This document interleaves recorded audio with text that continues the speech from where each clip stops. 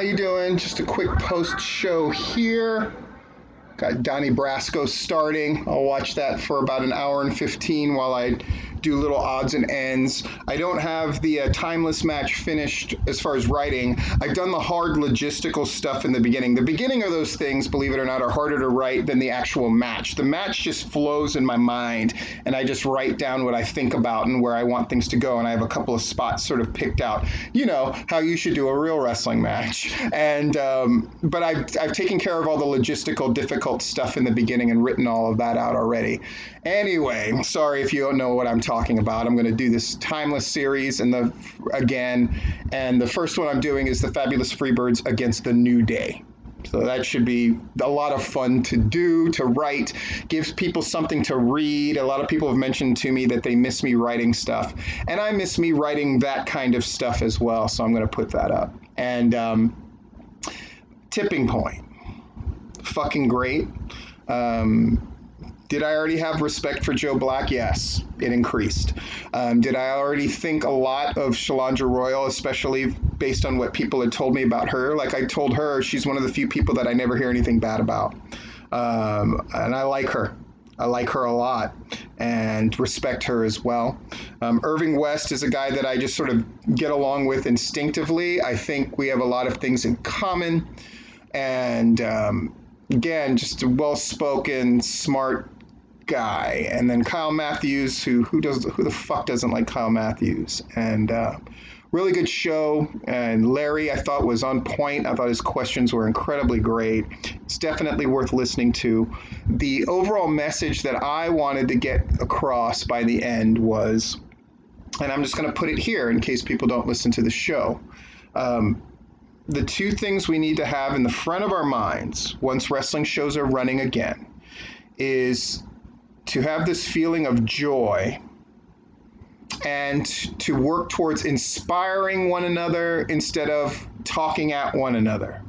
I see a lot of that going on in social media, and I don't think it does anybody any favors, especially the people who are trying to deliver a message.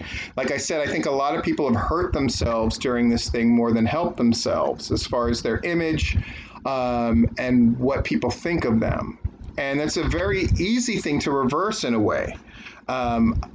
A bunch of people had great answers and what's something you would like to have changed in wrestling during this time before we reset in Georgia wrestling. And it usually centered around creativity and people taking chances. And those are all things that I advocate for. I think that's great.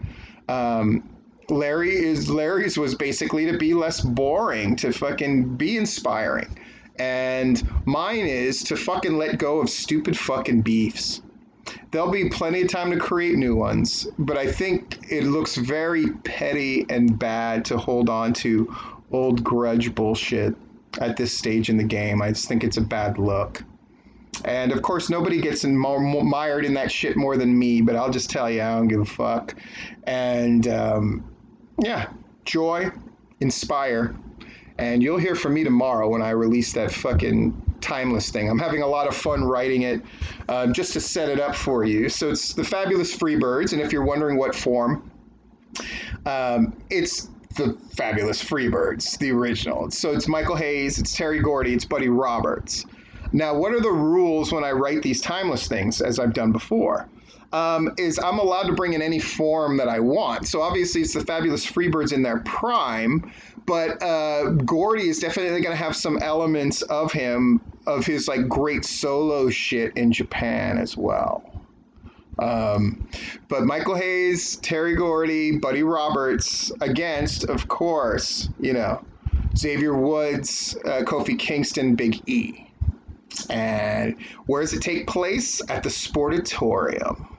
So there's going to be 4,500 people packing that joint. And it's going to be even the kind of crowd that I want. The kind of crowd that's going to be into shit. And I established that early in the writing.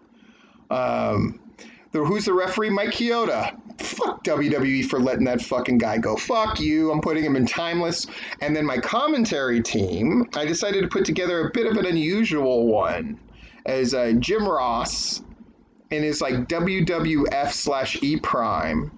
And Jesse Ventura at his sort of snarky 80s best. And of course, Howard Finkel as your ring announcer.